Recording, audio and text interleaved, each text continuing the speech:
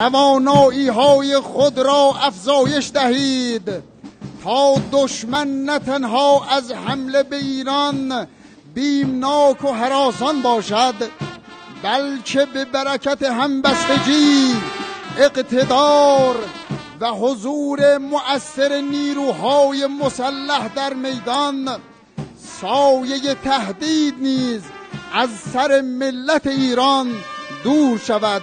فرمانده معظم کل قوا مد ظله العالی.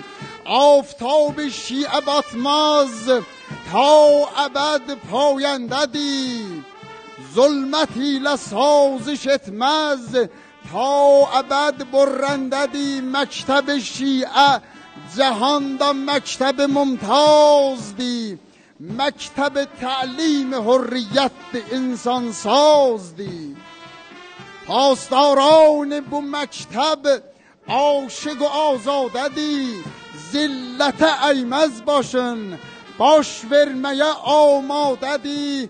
Andola ehyay din üstə tökülmüş qanlara, andola qeyrətli azad mərd insanlara, andola hər əsr dövranda ayıq vicdanlara. Aləmə bir gün olar şiə sər و saman verər, qudrət ilə ömr vəhhabiyyətə payan verər.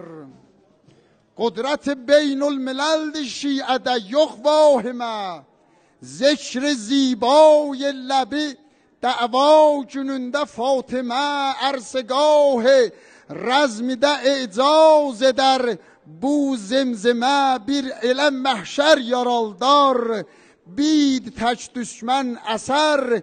ذکر یا زهرای شیعه ریشه کفری کسر. یا زهرا